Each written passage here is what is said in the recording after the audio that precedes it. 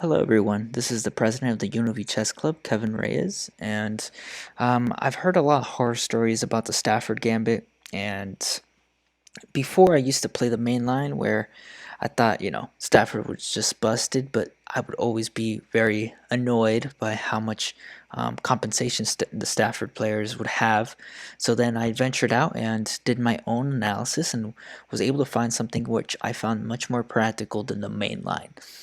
And definitely was holding off on showing this to anybody just because I was hoping for more players to play the Stafford against me and to, get my free wins. But since I feel like the Stafford is dying now, I feel the need to at least, show my lines. So without further ado, I'll show you the main line.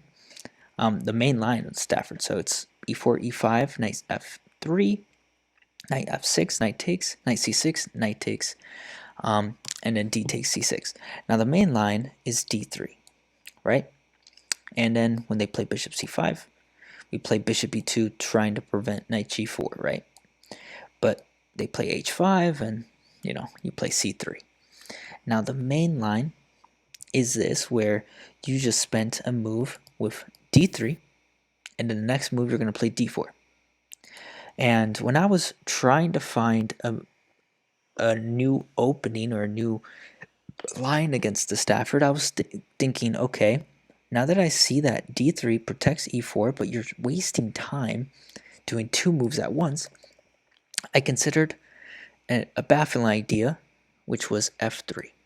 And at first, a lot of players would think this is absolutely a horrible move, but let's put it on the engine. We're literally +2, right? So, definitely an actual viable line, and a lot of players, Stafford players specifically seeing this, would actually get upset, because I would definitely be upset if I was playing and my opponent played f3 in like move 5. I would be a little annoyed that they shouldn't, be allowed to do this, but it is actually viable, and a lot of players will fall into, they'll go into their brain dead responses like bishop c5. Now, if they play bishop c5, now we play c3, and noticed that f3 not only simultaneously defends on e4, but it also protects the knight from going to g4. And now we don't need to do bishop e2, we don't need to do d3, we can just play c3 from the start and thrust with d4. Now let's say they play knight h5, which I feel like a lot of Stafford players have tried against me, hoping for queen h4 check, which is very telegraphed. So you can just play g3, prevent any queen h4 ideas, castle. Now we play d4, right? And now the bishop has been pushed back with tempo, and we've gotten massive control in the center. And a good concept to understand when playing chess is that if you control all the sides of the board, then you're absolutely crushing. So right now we're controlling the center. Now let's try to control more on the queen side. So we always want to play a4 when the bishop is on b6, trying to trap the bishop with a5. Now they play a5, bishop e3, trying to counteract black's most active piece, which is kind of sad because this bishop is really weak. This knight isn't doing anything, and none of the other pieces have even moved, except for, castling. Bishop e3, bishop e6, can't really find anything else active, and then we do bishop e2. Bishop e2, the idea is we're just going to castle, and queen e7, we castle, and notice that the knight isn't moving back. The reason the knight isn't moving back just yet is because they might want to play f5 in the future. I mean, if they play f5, we're probably going to play e5, right? e5 back, or we can even ignore it with knight d2 or knight h3. But yeah, in this position, we are castled, we're up a pawn, we have strength in the center, and also we expanded on the queen side. Now, let's look at another line. Let's say if they play bishop c5, and they play something like castles. We'll just play d4 right away. Bishop e6, a4. Now, very, very tricky move here that you guys must pay attention to. Rook e8. Rook e8 is a very tricky move saying that trap my bishop. Now, knight takes e4. That's the refutation to a5. So you have to be aware if they give you a free piece, you have to be thinking twice. Okay, what's their plan if I trap the bishop? So if we do a5, knight takes e4, pawn takes. Now rook takes with check. Now the only move that keeps a draw, nearly a draw, where black is basically, well, it's a draw with bishop e3, right? Bishop e3 is the draw. But if we played bishop e2, now bishop g4, and we're completely losing in this position. So instead, once we play d4, a4, and they do rook e8, we just do bishop e2. Now this idea with knight takes e4 doesn't work anymore because rook takes doesn't come with check. We can just castle and run away from the attack. So knowing this, bishop e2, and now they play a5. Very, very tricky move. Castles. And notice that this position, our move is probably going to be bishop e3, knight d2, or maybe even knight a3. And we just are up a pawn and have massive strength in the center. Now, let's look for another line. Not bishop e6. I think bishop e6 is by far the strongest response. Let's say knight h5. Knight h5 is one of the other strong responses. The idea is that queen h4 check, g3, and knight takes, with winning the rook. And we actually welcome it with queen e2. And let's say he does queen h4 check. He falls for the trap. We play g3. And you'll think, okay, doesn't this knight just win the rook on a1?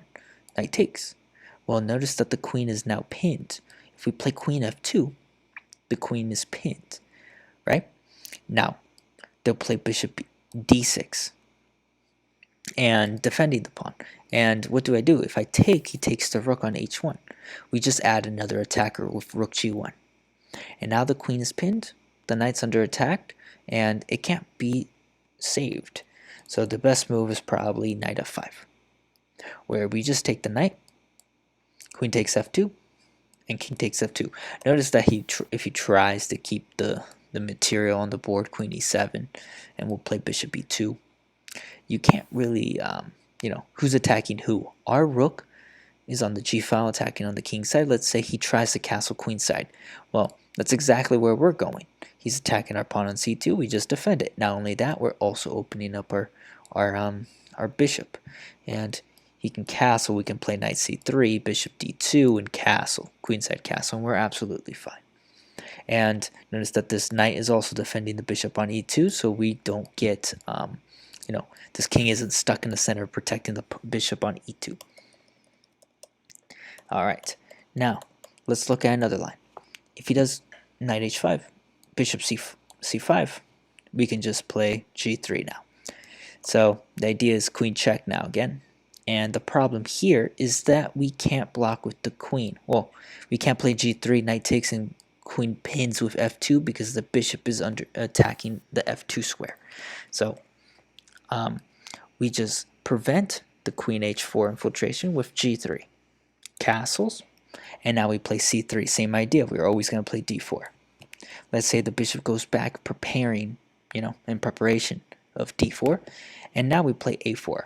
Very, very good move, where every time the bishop goes back to b6, we always want to do this extra expansion move, knowing that this bishop will be trapped if they allow it.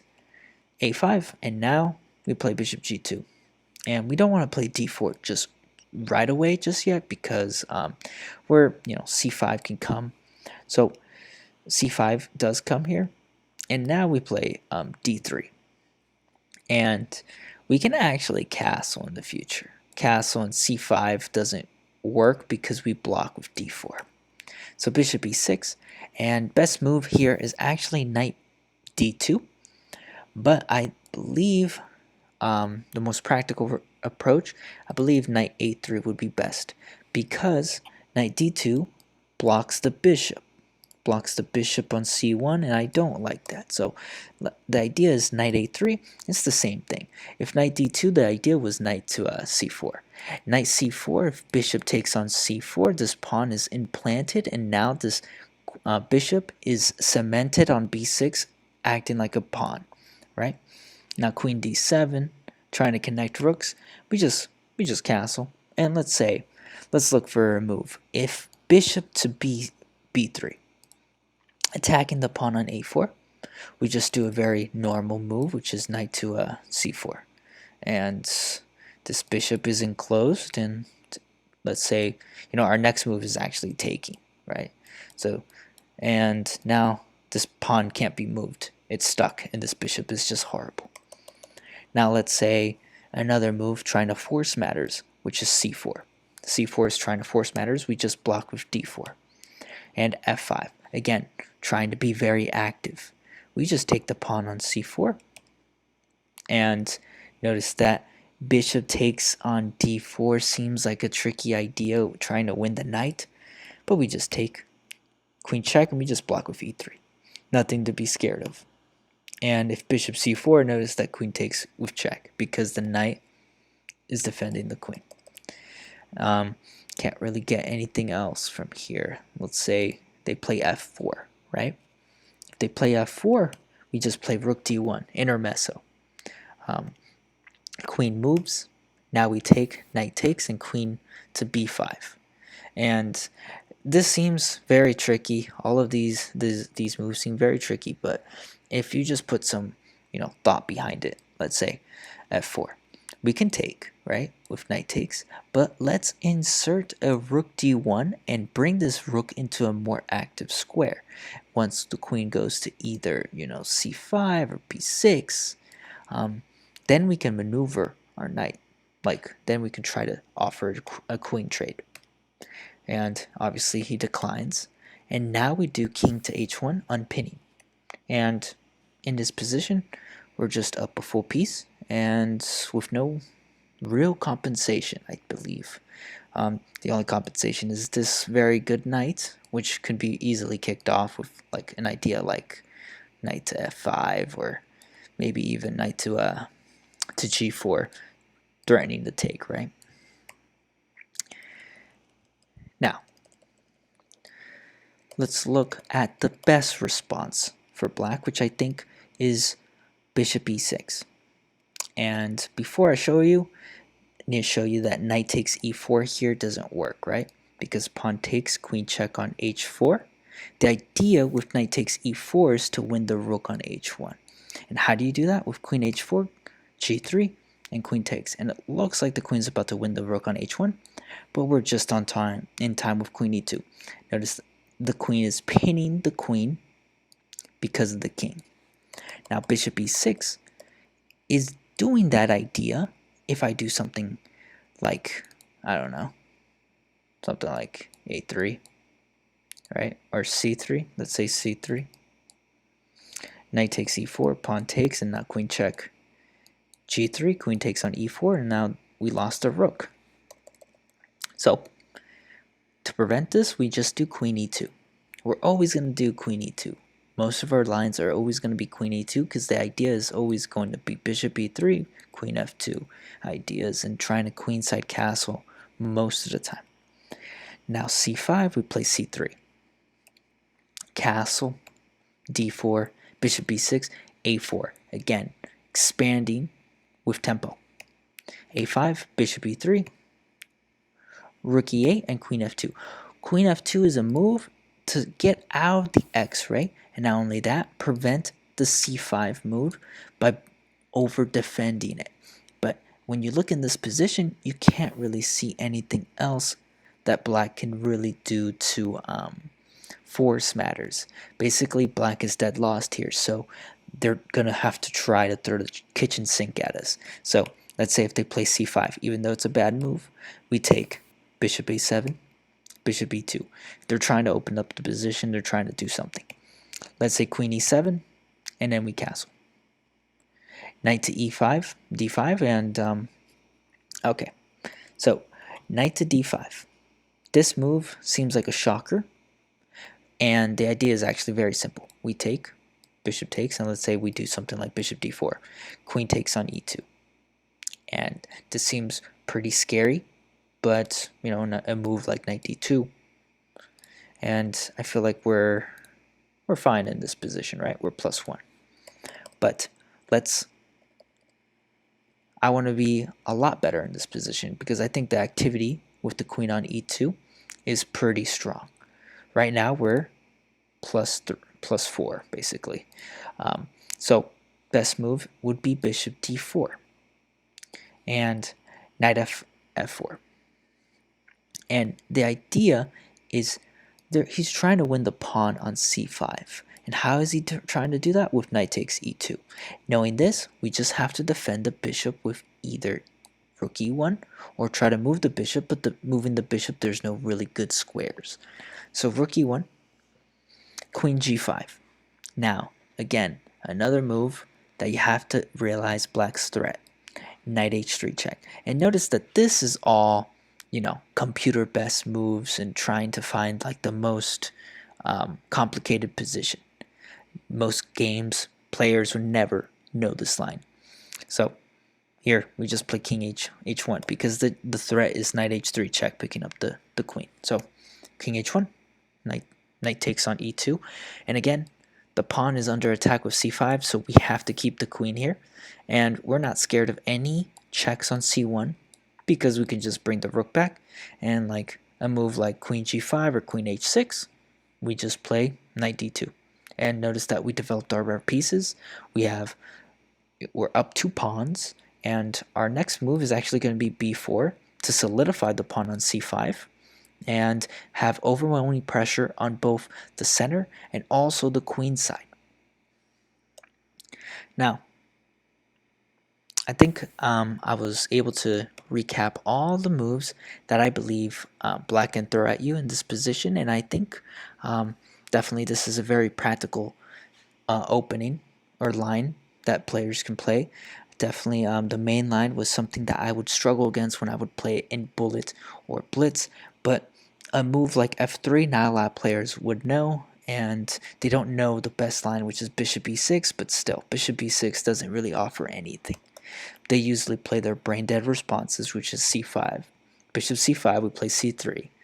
They castle, and we play d4, right? We have a massive center, bishop b6, we play a4, a5, right? But yeah, hopefully you guys found this video very informative, and if you have any questions, just leave in the comment and I'll definitely answer them. And thanks for watching.